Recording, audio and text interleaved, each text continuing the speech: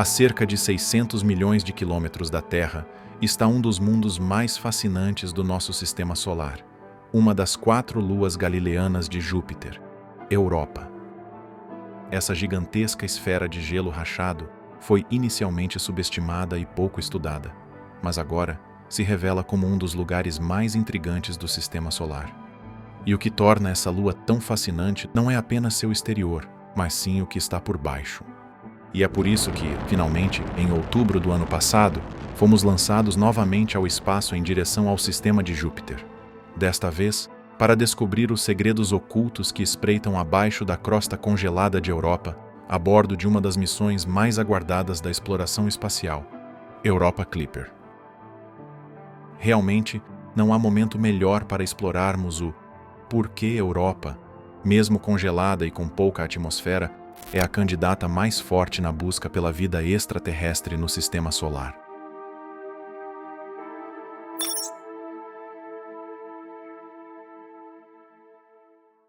Entre 15 a 30 quilômetros abaixo da superfície congelada de Europa, acredita-se que exista um oceano escuro e profundo, e talvez até mesmo alienígena. Esse oceano possui tanto volume que permeia o subterrâneo de todo o satélite, contendo mais água do que todos os oceanos da Terra juntos. E como sabemos, onde a água se faz presente, há também uma grande probabilidade de que a vida surja com as condições certas.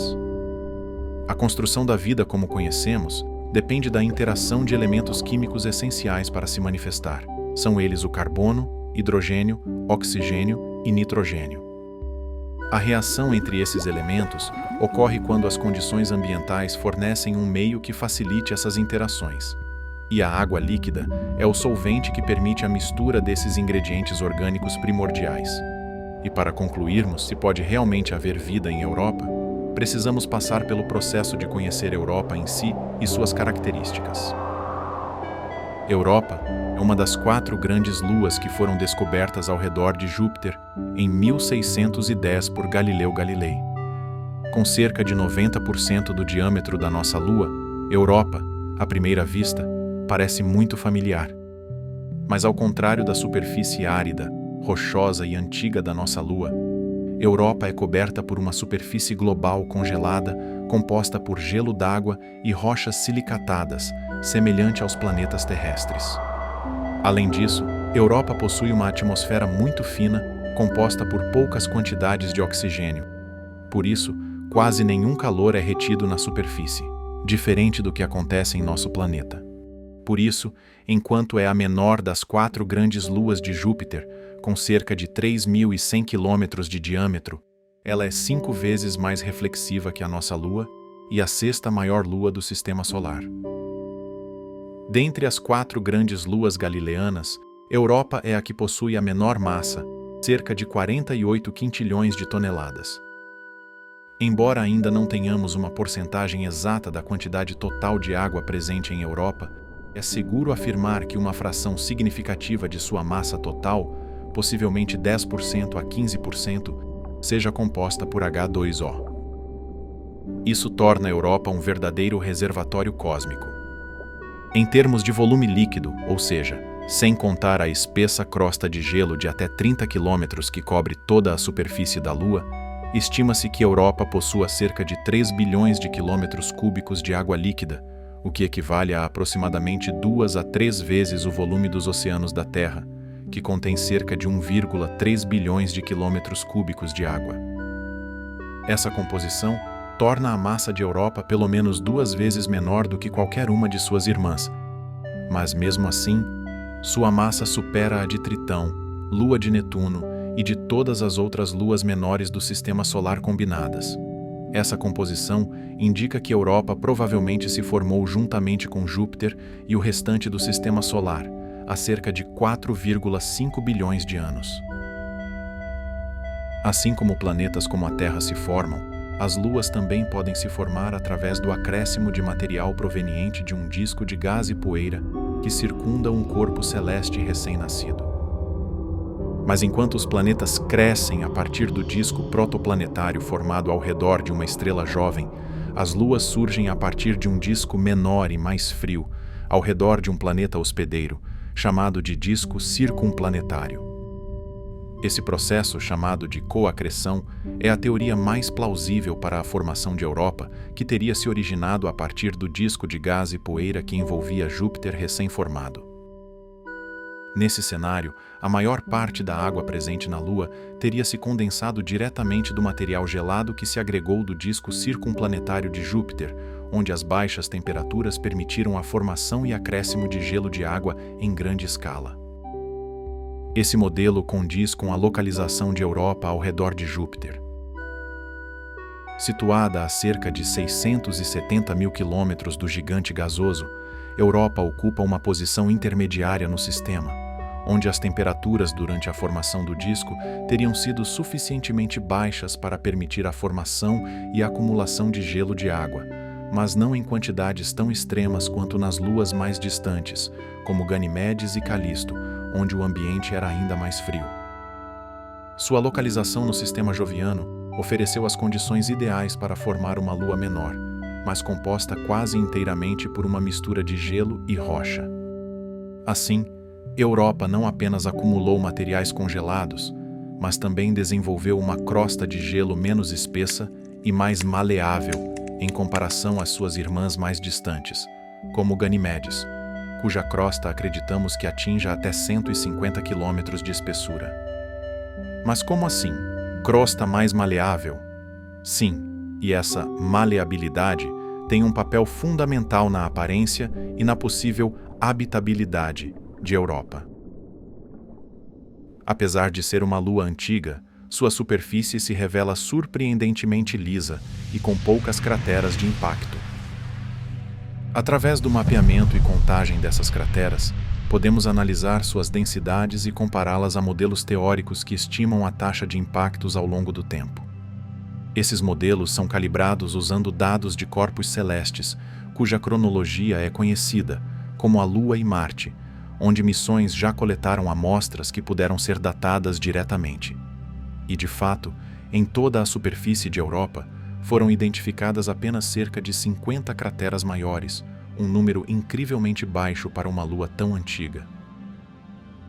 Após a formação do Sistema Solar, a frequência de impactos de meteoros e cometas diminui drasticamente com o passar do tempo. Assim, superfícies com milhares de crateras visíveis, como a de Calisto, indicam que elas permanecem inalteradas há bilhões de anos, isentas de atividade. Já as superfícies lisas ou com poucas crateras, como a de Europa, sugerem que, geologicamente falando, ela renova sua superfície muito regularmente a cada 60 milhões de anos. Essa renovação constante faz de Europa uma das superfícies mais jovens do Sistema Solar, ficando atrás apenas de Io, seu irmão mais próximo de Júpiter, cuja intensa atividade vulcânica renova sua superfície a cada 1 milhão de anos, ou até menos. Em Io, centenas de vulcões entram em erupção regularmente, lançando plumas de lava e enxofre a altitudes que ultrapassam centenas de quilômetros e que repavimentam sua superfície 60 vezes mais rápido que a Europa. E por mais que Europa e Io sejam extremamente diferentes, elas têm algo muito importante em comum: o mesmo fator que ativa a fúria dos vulcões e um inferno em Io impede que o oceano interno de Europa tenha congelado por completo. Estando localizado a mais de 5 unidades astronômicas de distância do Sol, ou 780 milhões de quilômetros, a intensidade da luz solar no sistema joviano é cerca de 25 vezes menor do que na Terra. Como resultado, as temperaturas em Europa são extremamente baixas, com valores em torno de 160 graus Celsius abaixo de zero no Equador e 220 graus Celsius abaixo de zero nos polos.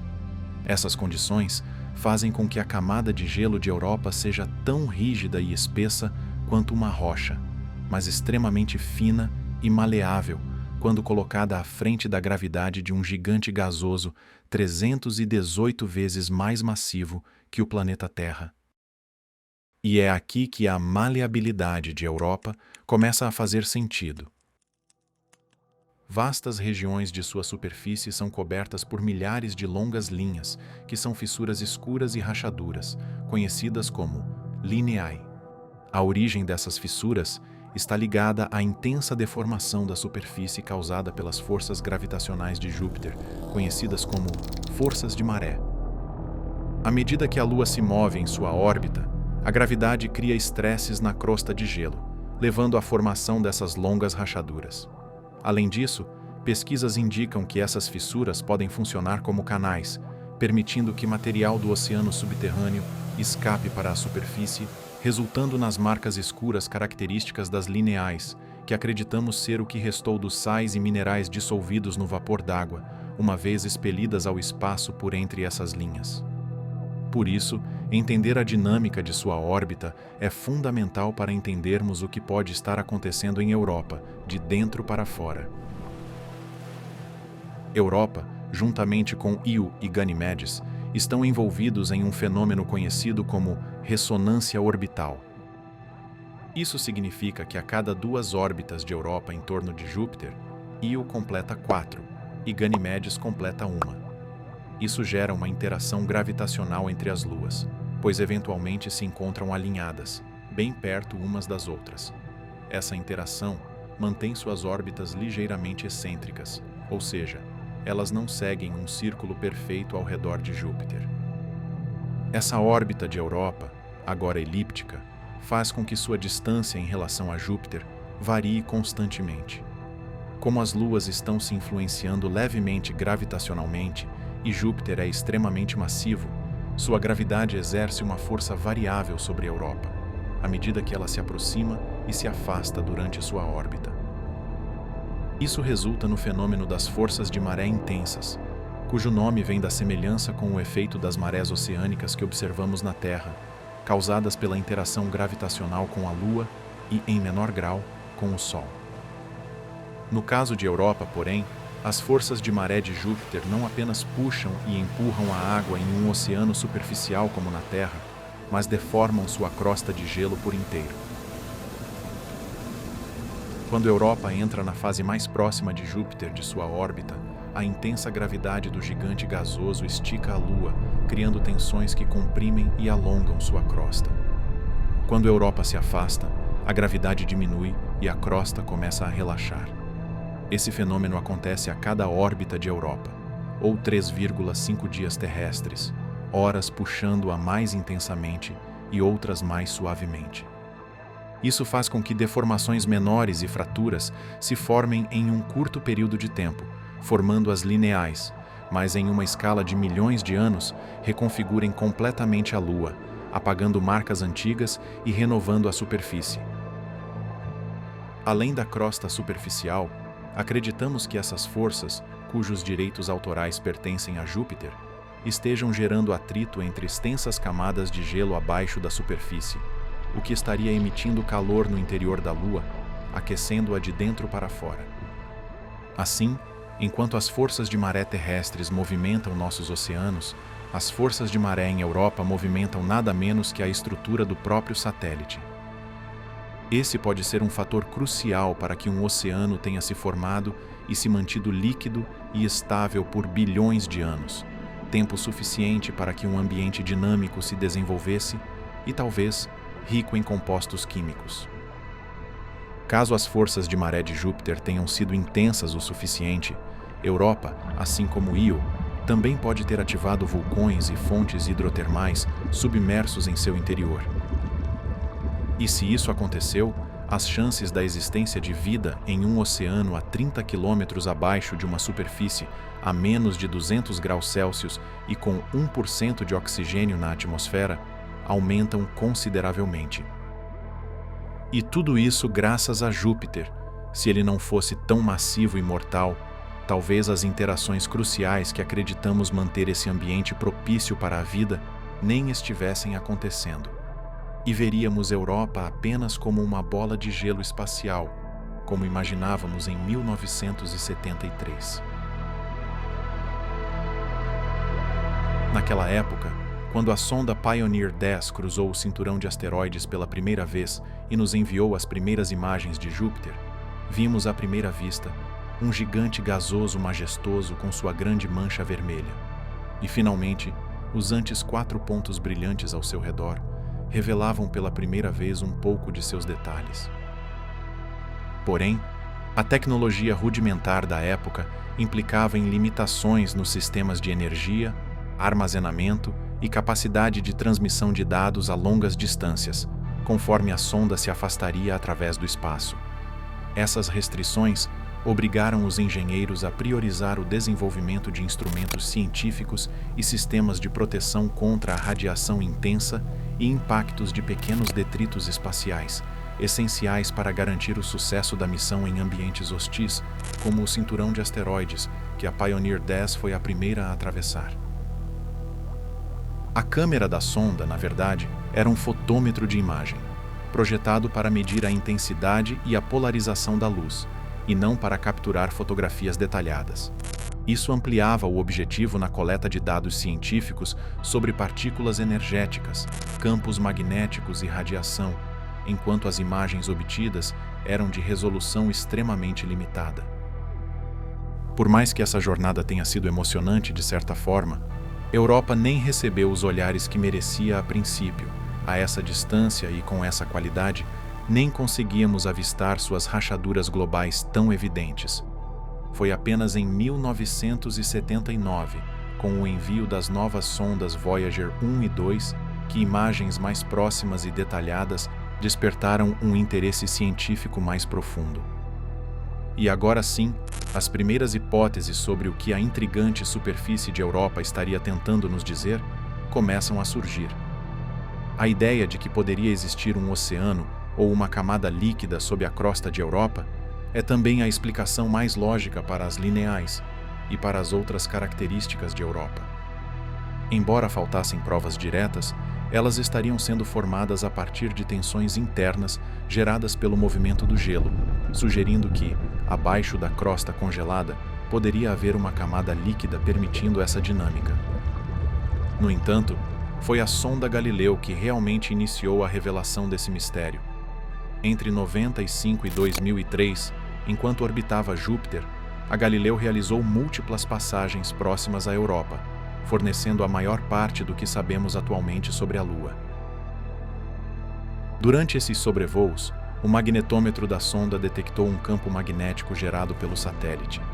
Embora isso não fosse incomum, em um segundo sobrevoo, o campo magnético parecia ter sofrido alterações. Perturbações magnéticas tão drásticas e em tão pouco tempo, sim, são incomuns, o que indicava que só poderia haver outra explicação para esse campo magnético peculiar.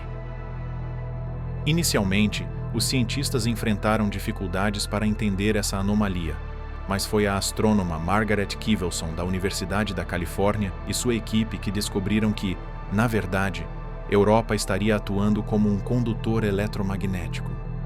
Ou seja, a Lua, na verdade, está respondendo ao poderoso campo magnético de Júpiter, gerando correntes elétricas em seu interior. Discovering that there was an induced magnetic field at Europa, we were led to the conclusion that there must be an ocean just beneath the icy surface of the moon.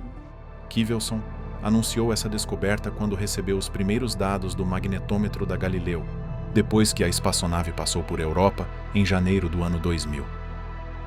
Acreditamos que a superfície de Europa é composta principalmente de água, seja ela sólida ou líquida, disse Kivelson. Medições de gravidade indicam que a parte externa da Lua é menos densa, como a água.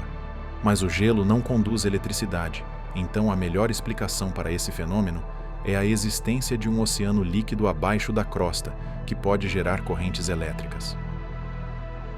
Essa teoria ganhou ainda mais peso com as análises que mostram que a sonda Galileu pode ter atravessado por uma pluma de material rico em água, que estaria sendo expelida do hipotético oceano abaixo da superfície.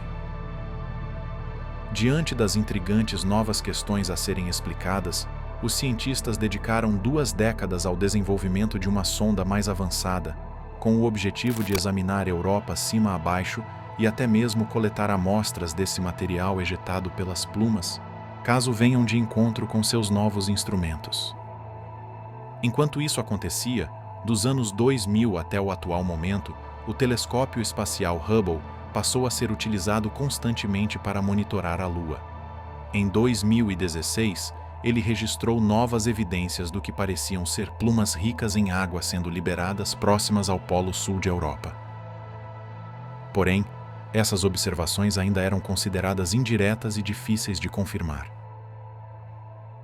O que acontece é que, ao longo de décadas de observação, o telescópio detectou apenas 3 vezes indícios de material escapando para o lado externo de Europa. Isso não significa que esse seja um evento raro. Na verdade, o Hubble realizou essas observações através de alterações no espectro ultravioleta refletido, que só podem ser detectadas quando Europa está alinhada em frente ao disco brilhante de Júpiter. O intenso brilho de Júpiter cria um contraste entre a Lua e o planeta, permitindo que o Hubble capte traços de vapor d'água escapando para fora do satélite. No entanto, essa técnica é limitada, funcionando mais como uma improvisação do que um método ideal para detectar plumas com precisão. Como o Hubble não foi projetado para estudar fenômenos tão sutis a essa distância, as observações dependem de condições perfeitas e são sensíveis a ruídos e interferências no ambiente de Júpiter, o que significa que essas plumas podem ocorrer com mais frequência do que conseguimos registrar.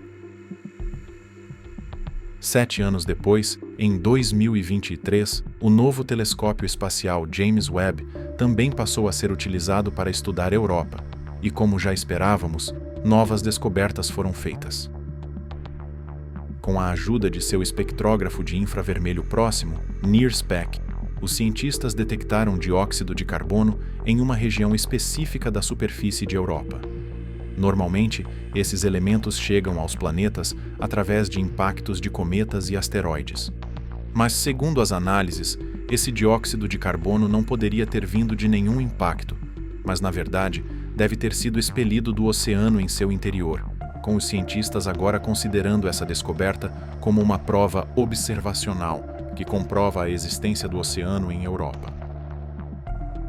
Pensamos que agora temos provas observacionais de que o carbono que vemos na superfície de Europa veio do oceano. Isso não é uma coisa trivial. O carbono é um elemento biologicamente essencial.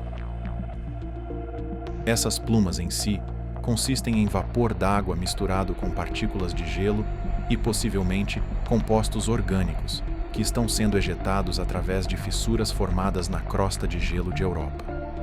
Por mais que sua crosta esteja congelada a 200 graus abaixo de zero, acreditamos que o calor interno gerado pelas forças de maré de Júpiter faz com que, em regiões específicas, pressões suficientes para que a água ou o vapor escapem por rachaduras sejam atingidas. Durante esse processo, a água carrega consigo minerais dissolvidos, compostos químicos e moléculas orgânicas presentes no oceano ou no gelo. Ao atingir a superfície, ela entra em contato com o vácuo do espaço, congelando rapidamente, formando partículas de gelo misturadas ao vapor d'água e lançando o material a altitudes de até 200 km de altura, caindo de volta na superfície eventualmente. Segundo as análises, o CO2 detectado pelo James Webb pairando acima de Europa parece ter sido expelido bem próximo a uma dessas regiões específicas de sua superfície, áreas onde o gelo foi fragmentado, deslocado e reorganizado, como se tivessem se quebrado em blocos quilométricos, flutuado e congelado novamente na superfície, criando paisagens surreais, repletas de padrões irregulares e blocos de gelo inclinados e sobrepostos, chamadas de regiões caóticas. À medida que as regiões caóticas se formam e evoluem, elas se tornam os lugares onde a interação entre o oceano subterrâneo e a crosta de gelo é muito mais provável. Esse ambiente caótico cria fissuras e canais que permitem a troca de materiais entre o oceano e a superfície de tempos em tempos. E como observamos, esse dióxido de carbono parece ser mais abundante em uma dessas regiões, mais especificamente em Tara Regio, localizada no hemisfério sul da Lua. Tara Regio é uma região geologicamente recém-formada, ou seja, há alguns milhões de anos atrás, a superfície dessa região foi remodelada devido à convecção de calor vinda do atrito entre as camadas interiores da Lua. o que fez com que elas se deslocassem em direção à superfície, empurrando extensos blocos de gelo e causando um cenário de constante movimentação e reorganização. Ao longo do tempo, o gelo se solidificou novamente, formando estruturas irregulares e terrenos acidentados de rochas de gelo em sua superfície. Algumas dessas regiões caóticas se deslocaram e giraram de forma tão marcante que só faria sentido se a crosta estivesse flutuando sobre uma camada líquida, em vez de estar presa a algo sólido. E é por isso que essas regiões são tão importantes, caso elas estejam realmente fornecendo um escape para a água vinda do oceano. Nosso acesso a ele também fica relativamente mais fácil. Diversas linhas de evidência sugerem a existência de uma extensa camada líquida sob a superfície de Europa. No entanto, para que a vida surja, é necessário mais do que apenas água. E para descobrirmos se esse ambiente pode realmente possuir as condições para abrigar e manusear a vida, precisamos finalmente mergulhar no Oceano de Europa.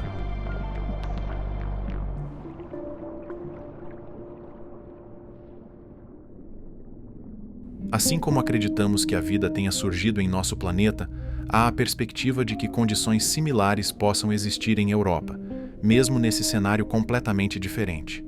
Para que isso ocorra, o oceano precisa cumprir alguns requisitos, como o nível de salinidade, energia, calor e fontes de compostos orgânicos que forneçam principalmente carbono, hidrogênio, oxigênio e nitrogênio. Para que esses elementos estejam presentes em sua composição, a camada abaixo do oceano, chamada de manto rochoso, precisa estar interagindo com a água acima dele. Ou seja, ele precisa de alguma forma ter sido suficientemente estimulado até que fissuras se formem, possibilitando o contato da água oceânica com suas rochas interiores superaquecidas. Assim como nosso planeta, Europa possui um núcleo ativo de ferro que sustenta o calor residual de sua formação. Quando esse calor do núcleo se espalha para o manto rochoso, a radioatividade dos elementos presentes no manto aumentam a temperatura e a pressão interna, fazendo com que a resistência das rochas seja superada e se fraturem, permitindo a troca de materiais com o fundo do oceano. Uma vez conectados, as trocas e reações químicas entre a água e as rochas aquecidas a mais de 300 graus Celsius no manto começam a liberar gases como hidrogênio molecular, metano e dióxido de carbono, além de minerais ricos em enxofre e ferro, que são alguns dos blocos essenciais para a construção da vida como conhecemos. Com isso, a água, agora rica em minerais, escapa para o oceano através das mesmas fissuras que permitiram o acesso ao manto. Durante esse processo de retorno, a água quente esvaindo entra em contato com a água fria infiltrando, resfriando-a rapidamente novamente e precipitando os minerais recém-dissolvidos. Essa precipitação significa que a mudança brusca na temperatura faz com que os minerais dissolvidos na água quente se solidifiquem, formando partículas sólidas de minerais que se acumulam gradualmente ao redor da fissura, formando as estruturas que conhecemos como fontes hidrotermais, ou fumarolas. E assim como se originam as fumarolas, gigantescos vulcões submersos em estrutura de cone com quilômetros de extensão também podem ser formados a partir dessa mesma interação. Certas regiões do manto podem ficar recheadas de magma, caso as rochas atinjam uma temperatura suficientemente alta para se fundirem. Em regiões acima dos 700 graus Celsius, o magma começa a se acumular e criar câmaras magmáticas, estruturas subterrâneas que, enquanto forem alimentadas por um fluxo constante de magma, inflam e pressionam a crosta do manto rochoso. Como o magma é menos denso que as rochas ao redor, ele tende a ascender para a superfície, buscando uma rota de escape através de fissuras ou vulcões. E quando a pressão sob a crosta exceder os limites de resistência das rochas, o magma é expelido violentamente, formando um novo vulcão submerso, cujo corpo é construído por camadas do próprio material do magma resfriado rapidamente, erupção após erupção. Agora, com vulcões e fumarolas funcionando plenamente, o calor e os nutrientes passam a ser constantemente jorrados nas profundezas do oceano. Com isso, começam a surgir gradientes de temperatura e densidade na água. O calor liberado pelas fumarolas e vulcões aquece a água ao seu redor. Essa água quente sobe em direção às camadas superiores do oceano, enquanto a água mais fria e densa das regiões acima desce para ocupar seu lugar. Esse ciclo contínuo forma correntes de convecção térmica, que são como rios submersos, que transportam água rica em minerais e gases dissolvidos ao restante do oceano. Conforme essas correntes se estabilizam, elas começam a influenciar todo o ecossistema do oceano, estabelecendo um equilíbrio dinâmico entre as regiões mais próximas ao manto rochoso e as áreas distantes. Esse novo ambiente é agitado, onde a água está em constante movimento, esfriando e reaquecendo, levando e buscando nutrientes e até, quem sabe, espalhando formas de vida através dele. Mas para que tudo isso aconteça, é necessário um núcleo energético o suficiente para ativar os processos no manto rochoso. E diferente da Terra, Europa possui um núcleo cerca de pouco mais de 2 vezes menor que o nosso, produzindo muito menos calor interno por conta própria. Esse núcleo reduzido por si só não seria capaz de sustentar uma atividade geológica intensa, como nesses processos que vimos. Mas então, por que acreditamos que Europa possa manter seu manto rochoso ativo a ponto de desencadear o vulcanismo essencial para a formação das fumarolas, dos vulcões submersos e de outras atividades vulcânicas? Bom, é aqui que o fator Júpiter entra em jogo novamente. Por mais que também acreditemos que os satélites mais distantes de Júpiter, como Ganimedes e Calisto, guardem extensos oceanos bem maiores que o de Europa em seus interiores, talvez esses oceanos sejam inférteis devido à massividade desses corpos e da fraca influência das forças de maré de Júpiter por estarem mais distantes. Por outro lado, Io experimenta o extremo oposto.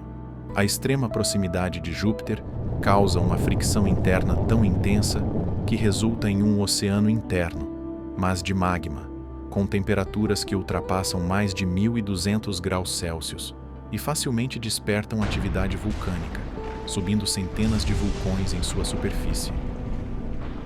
Europa, porém, parece estranhamente estar em equilíbrio com essas forças, a uma distância ideal do gigante, parecendo até mesmo compor uma zona habitável ao redor de Júpiter, onde seu corpo acumulou uma quantidade ideal de massa e fez com que as forças de maré agissem ao seu favor, ao contrário de suas luas irmãs.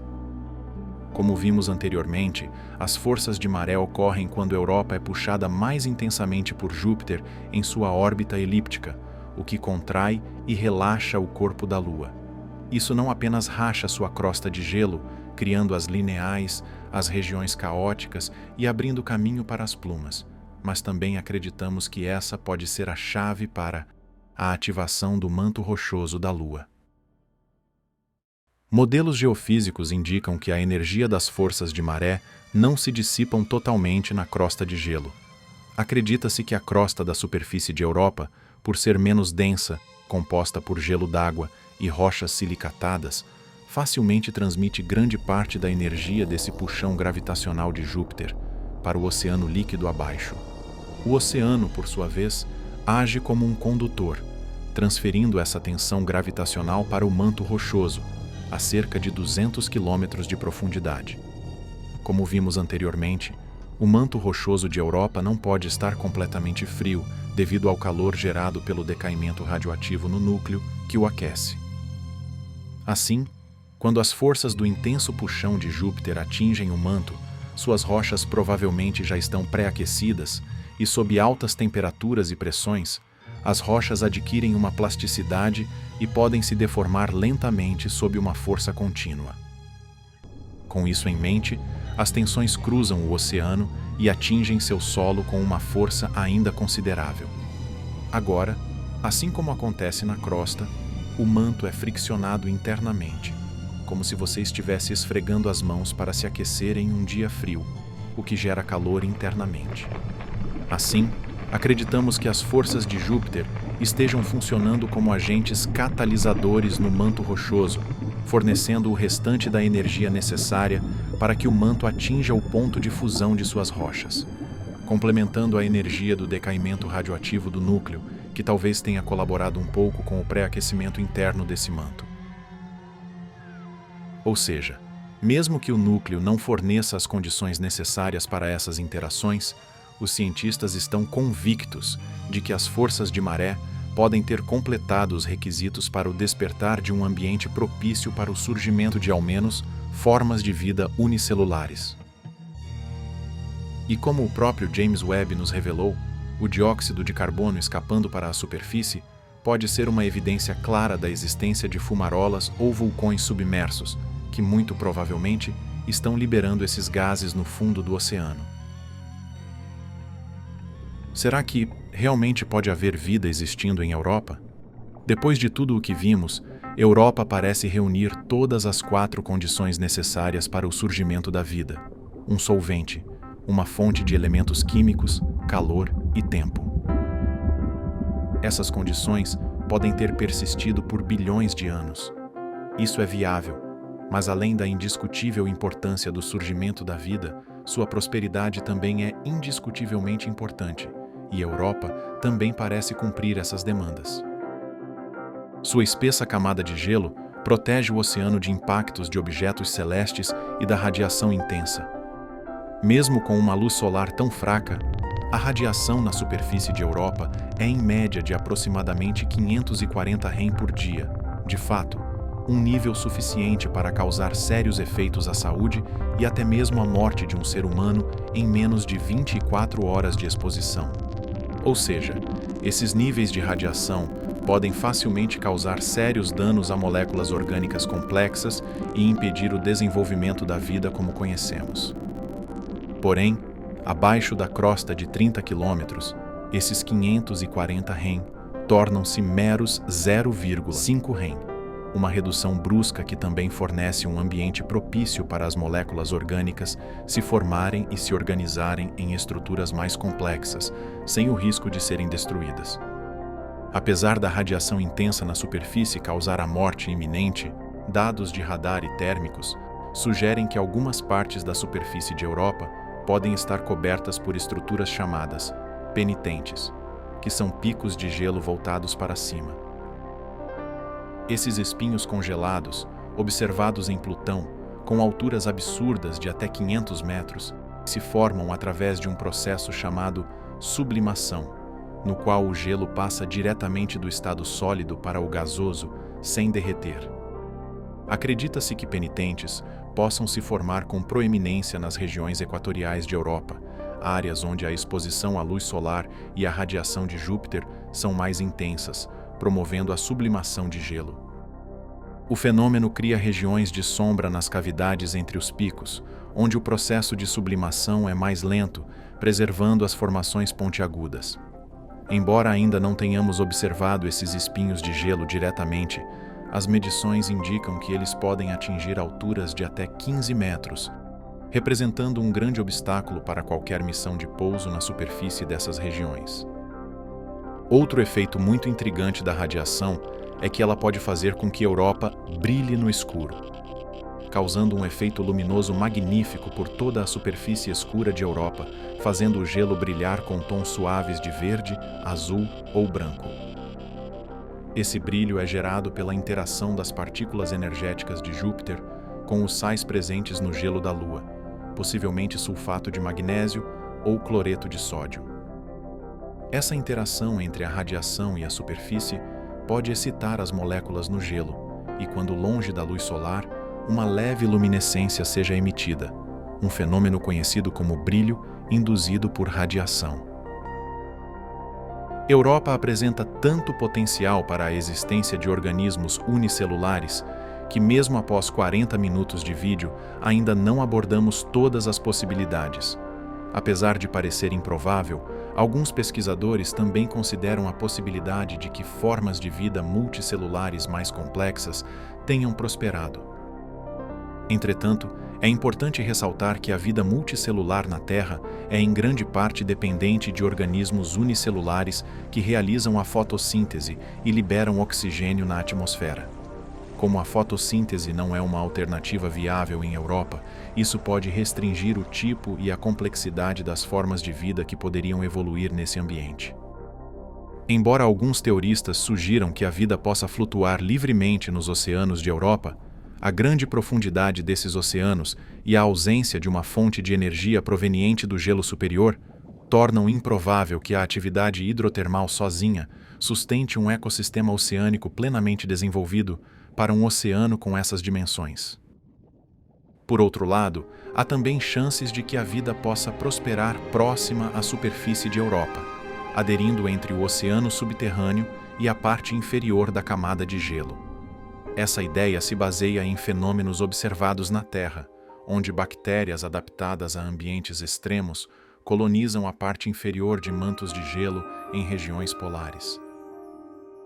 O ciclo de congelamento e descongelamento do gelo, resultado das forças de maré, poderia estar criando uma fonte de calor localizado, suficiente para manter algumas áreas próximas à base do gelo líquidas ou semilíquidas. Isso permitiria interações químicas entre a água e os minerais do gelo transportados da superfície ou dissolvidos no oceano. Lagos de água líquida podem ter se formado dentro da camada de gelo, entre o oceano e a superfície, isolados e mantidos em estado estável. Esses lagos, análogos aos lagos subglaciais em Antártida, podem ser formados principalmente nas regiões caóticas e provavelmente são ricos em peróxido de hidrogênio, um composto que se decompõe em oxigênio e outras substâncias quando interage com água líquida. Ambientes rasos de água oxigenada próximos à superfície poderiam também fornecer condições que favoreçam a existência de formas de vida aeróbicas, caso os outros ingredientes fundamentais, como carbono e nitrogênio, também estejam presentes. Esses lagos também são mais acessíveis para, talvez, futuras missões de pouso em Europa que escavem a crosta congelada para revelar o que está abaixo. Há também uma hipótese de que a irradiação de peróxido de hidrogênio na superfície de Europa possa ter oxigenado o oceano subterrâneo ao longo de milhões de anos.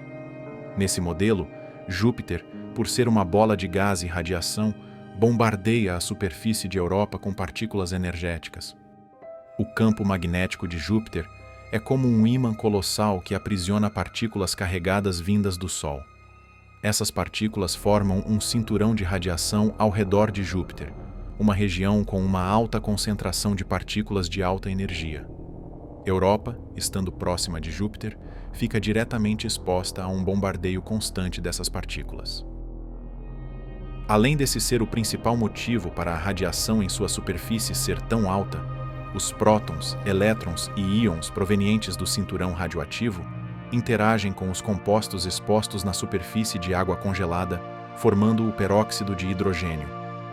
Quando irradiado, o peróxido de hidrogênio se decompõe, liberando oxigênio molecular.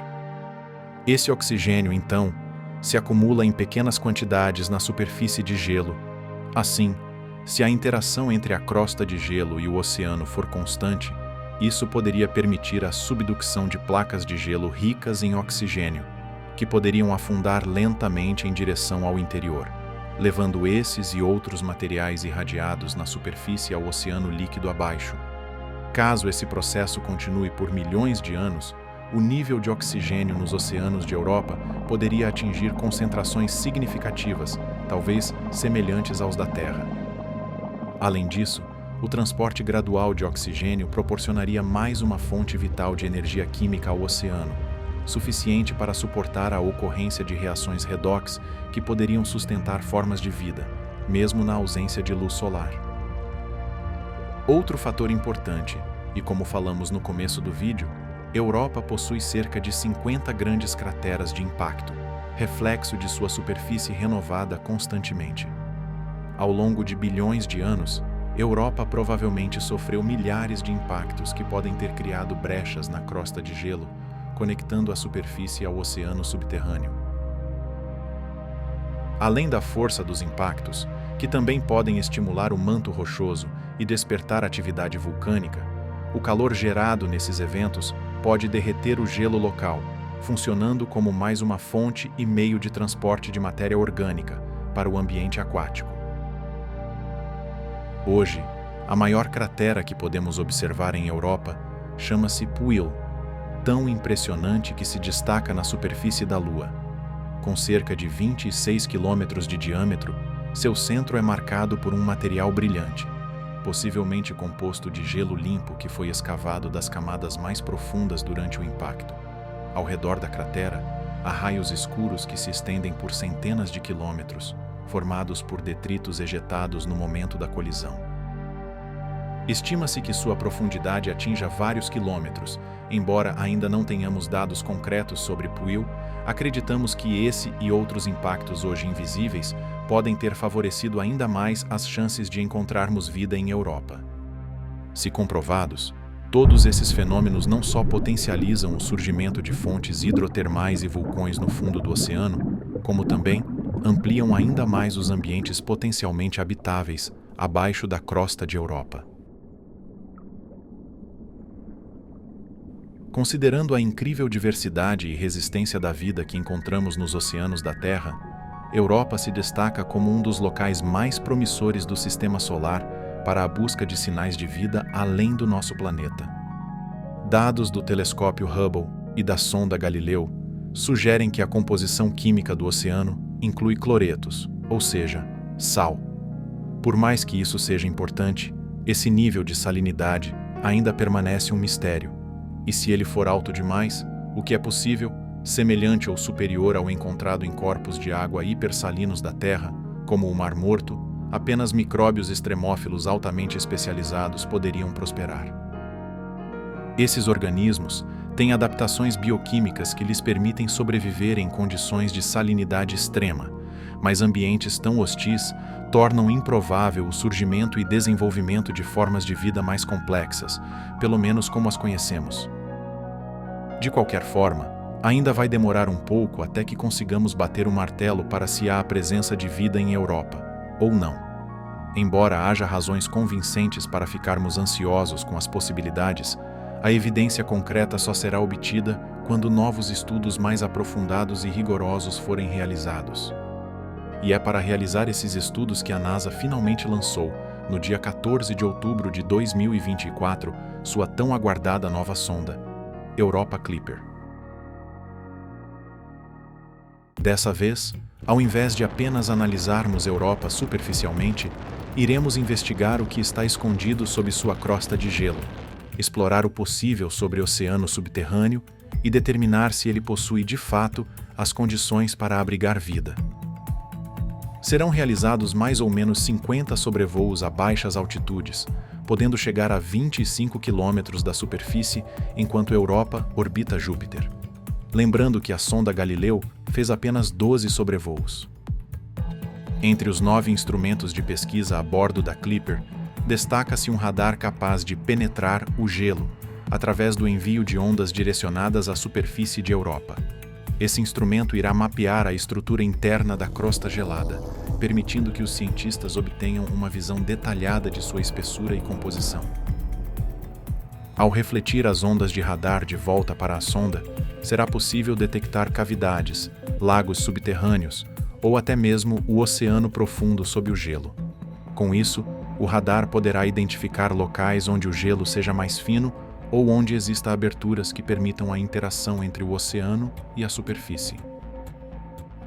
Outro destaque é um dispositivo apelidado de caçador de plumas, projetado para finalmente coletar amostras de água do oceano abaixo, podendo capturar e armazenar até 500 quilos de material, através do sobrevoo das plumas, caso encontradas.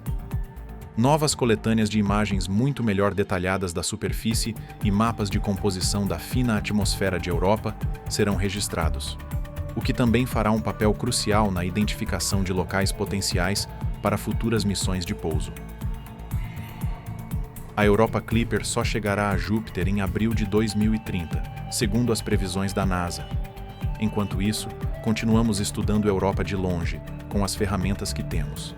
Vale lembrar que essa missão não vai para a Europa com o objetivo de coletar ou confirmar vida, mas sanar as dúvidas que temos sobre o ambiente, com foco em responder à questão se seria possível encontrar vida.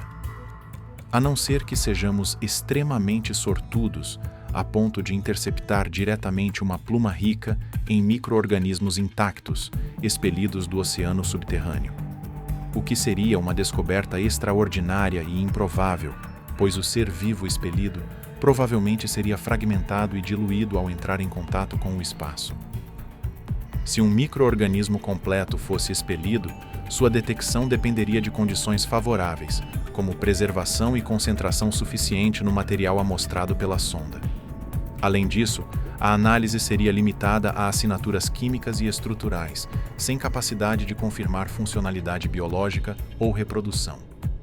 Mesmo que micro-organismos inteiros não sejam detectados, a Clipper pode encontrar moléculas orgânicas complexas ou padrões químicos que sugiram a presença de processos biológicos, o que já seriam achados revolucionários. A forma mais provável para confirmar a vida de fato é com uma missão mais avançada, equipada com tecnologia capaz de acessar diretamente seu oceano subterrâneo. E é para isso que a Clipper já está a caminho de Europa, para que missões propostas como a Europa Lander realmente saiam do papel. Inicialmente, a Clipper estava planejada para transportar um lander, mas os desafios tecnológicos e o alto custo de uma missão de pouso direto em Europa, combinada com a incerteza do investimento, fizeram com que a NASA optasse por uma abordagem mais gradual. Caso a Clipper seja um sucesso e comprove a existência de um ambiente propício em Europa, poderemos avançar para a missão Europa Lander, que terá a tarefa de pousar na superfície da Lua e realizar análises diretas. A Lander estaria equipada com instrumentos capazes de perfurar o gelo e coletar amostras da subsuperfície em busca de sinais químicos e biológicos que indiquem a presença de vida. Além disso, ela seria projetada para estudar de perto as propriedades físicas e químicas do gelo e do possível oceano abaixo. Já foi testado um protótipo do sistema de pouso do Lander de Europa, onde engenheiros da NASA criaram um ambiente irregular para imitar como seria um pouso no satélite, testando sistemas de amortecimento e proteção. Enfim, a Clipper oferece um leque de possibilidades de análise, mas resumindo, caso voe através das plumas de vapor d'água e colete amostras, a sonda analisará a composição química em busca de moléculas orgânicas e sinais de vida. Com seu radar de penetração no gelo, a Clipper mapeará a crosta de gelo de Europa, revelando a profundidade e as características do oceano oculto. Medidores de campos elétricos e magnéticos ajudarão a entender melhor a salinidade do oceano, enquanto câmeras de alta resolução e instrumentos de análise térmica procurarão por fontes de calor e atividades geológicas recentes que possam favorecer a vida. Durante os 3 anos da sonda no sistema de Júpiter, cada sobrevoo trará uma peça do quebra-cabeça, nos aproximando da resposta para talvez uma das questões mais importantes da humanidade. Existe vida fora da Terra? Ela poderia estar em nosso próprio sistema? Só saberemos as respostas quando estivermos lá novamente. Mas imagine que o resultado é positivo. Que tipos de vida poderiam estar escondidas nesses oceanos? Existe uma ideia de levar um submarino até a Europa para explorar as profundezas desse oceano. Imagine o potencial dessa missão. Se conseguirmos perfurar a crosta de gelo e mergulhar com nosso Europa Submarine, adentraríamos em uma escuridão isolada por bilhões de anos e sairíamos em busca de fontes de calor similares às da Terra. Isso pode parecer fantasioso, mas com o avanço atual da tecnologia e das inteligências artificiais que permitem a criação de robôs com capacidades avançadas de tomada de decisão, já seria possível criar um submarino que se movesse e explorasse o ambiente autonomamente. Por mais que o oceano seja profundo, a gravidade em Europa é extremamente baixa, sendo apenas 13% da gravidade da Terra. Ou seja, poderíamos alcançar profundidades extraordinárias com menor resistência à pressão. Essa sonda submarino inteligente poderia navegar por ambientes complexos e desconhecidos, evitando obstáculos, analisando amostras em tempo real e se adaptando a condições inesperadas. Se o oceano de Europa fornece condições favoráveis e se manteve oxigenado e estável por bilhões de anos, pode ser possível que formas de vida mais complexas, como os peixes, por exemplo, tenham emergido e talvez desenvolvido mecanismos diferentes dos que conhecemos para sua sobrevivência. Mas, a partir de agora, é trabalho para o seu cérebro imaginar que tipo de formas de vida poderiam estar escondidas nas profundezas de Europa. Mesmo se encontrarmos apenas organismos unicelulares, isso já seria uma grande revolução em nossa compreensão da vida no universo. Uma fonte independente de vida dentro do sistema solar sugeriria que a vida se forma com frequência, sempre que as condições ideais estão presentes. A presença de vida em Europa indicaria que a Via Láctea provavelmente abriga uma diversidade de formas de vida, desde as mais simples até as mais complexas, como nós. E diante da incontável quantidade de galáxias no cosmos, apenas podemos especular sobre as incríveis outras formas de vida que podem existir por aí. Se gostou desse vídeo, apoie a existência desse canal deixando um like e lendo o que deixei escrito no comentário fixado. Muito obrigado por assistir.